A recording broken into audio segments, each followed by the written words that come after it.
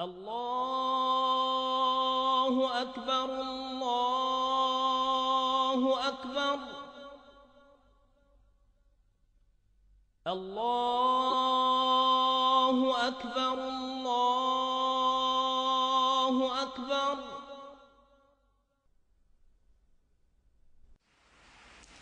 I wish to say finally, as I've said many times before, that this is not a war with Islam. It angers me, as it angers the vast majority of Muslims, to hear bin Laden and his associates described as Islamic terrorists. They are terrorists, pure and simple. Islam is a peaceful and tolerant religion, and the acts of these people are wholly contrary to the teachings of the Quran.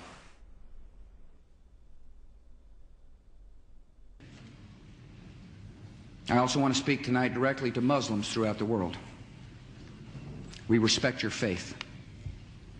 It's practiced freely by many millions of Americans, and by millions more in countries that America counts as friends.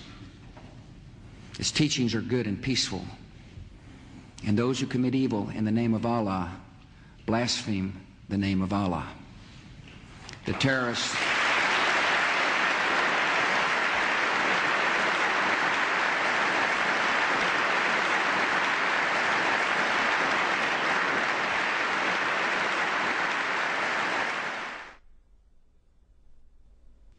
I want you to understand, I want the world to understand that our actions today were not aimed against Islam.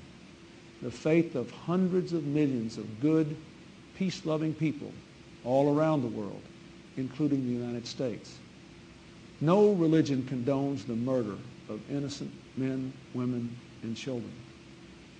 But our actions were aimed at fanatics and killers who wrap murder in the cloak of righteousness, and in so doing, profane the great religion in whose name they claim to act. My name is Ken Bigley from Liverpool and Bolton district.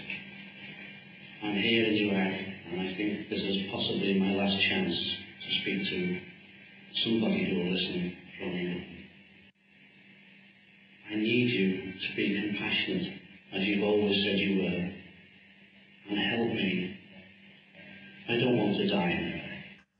حتى نراك طليقة مرتاحة وسنبقى نذبح الكفرة حتى نراك عدت إلى أمك وأبيك أو زوجك وبنيك والله أكبر والعزة لله. الله أكبر.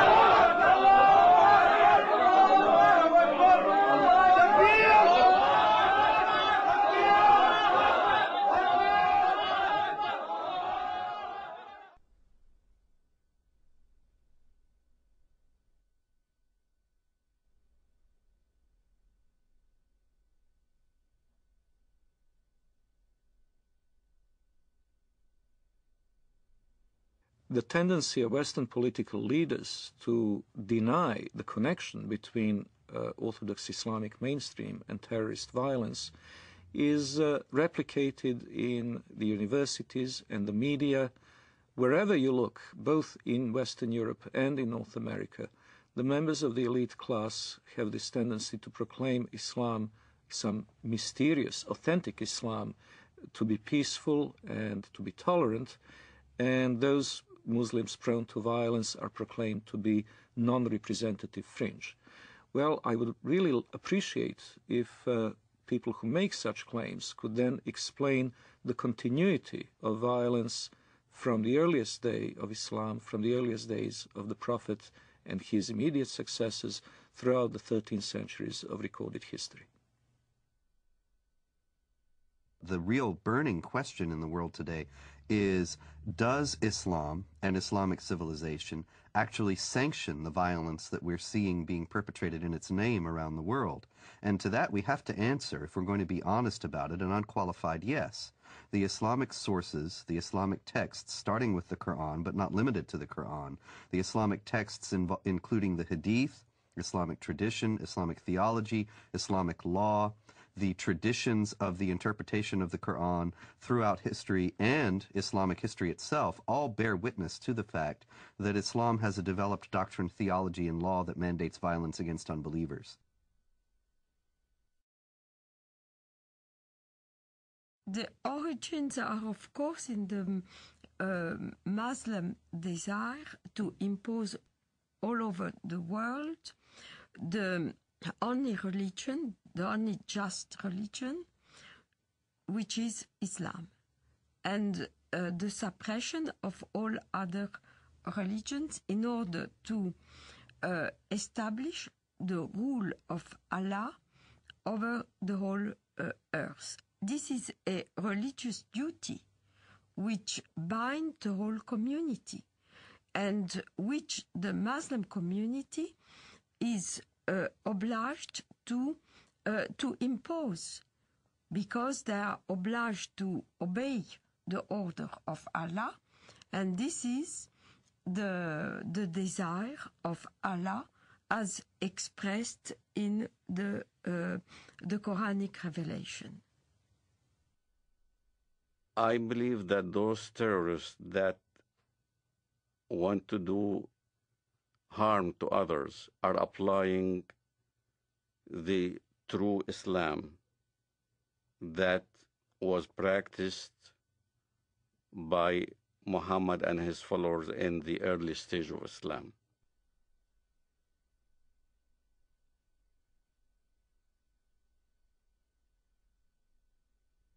In Islamic theology, the Prophet Muhammad is considered al-insan al-kamil, which is the perfect man.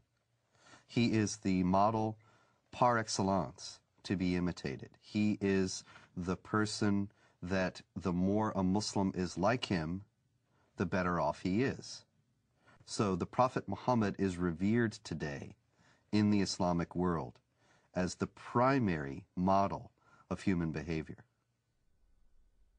Well, when Muhammad, the Prophet of Islam, wiped out all the Jews from Saudi Arabia, there was 3 tribes, Banu Nadir, Banu Qurayda, Banu Qaynuqa. We were proudly studying this in school as Muhammad, the Prophet of Islam, ordered the beheading of the Jews of Banu Qurayda and the women being taken as concubines. As soon as a child had pubic hair, he was beheaded. So the Jewish population was either extradited or beheaded. The story of Rabbi Qanina is a well-known documented story in Islam.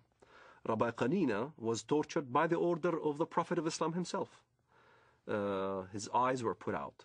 He was burned in order to confess where the Jewish tribes were hiding their goods, their gold and their silver and all those kind of things. And this is right from the hadith. This inspired us as Palestinians, inspired us on fighting jihad against the Jews in Palestine. Authoritative Islamic History, The Life of Muhammad, Sirat Rasulullah, by Muhammad bin Ishaq, edited by Abdul Malik bin Hisham, translated by Professor Alfred Guillaume. Then the Qurayza tribe surrendered, and the apostle confined them in Medina. Then the apostle went out to the market of Medina and dug trenches in it. Then he sent for them and struck off their heads in those trenches as they were brought out to him in batches. There were 600 or 700 in all, though some put the figure as high as 800 or 900.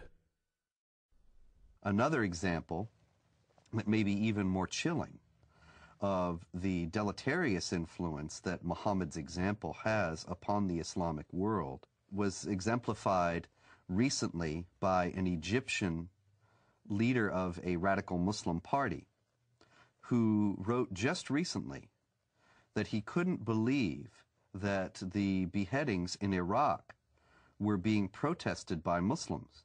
Weren't they aware that the Prophet Muhammad himself beheaded between 600 and 900 men personally, members of the Jewish Qurayza tribe in Arabia, after he had defeated them? Didn't they realize that if the Prophet did it, then this was the proper way to behave? And so the Mujahideen in Iraq, who were beheading people, are simply obeying the example of the Prophet.